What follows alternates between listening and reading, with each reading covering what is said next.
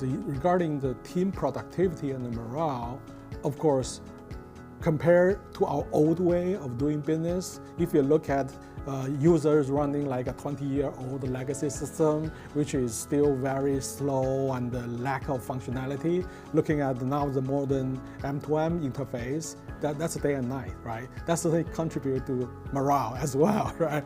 And then technology-wise, of course, with the Aptean platform, we can do a lot of integrations through Web API. We can do a lot of workflow automation using Smart Hub.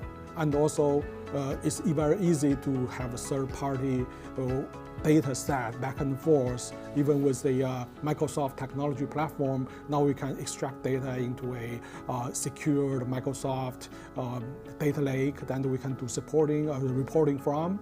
Those are all the benefits that we can now enjoy compared to what we are like 2 years ago.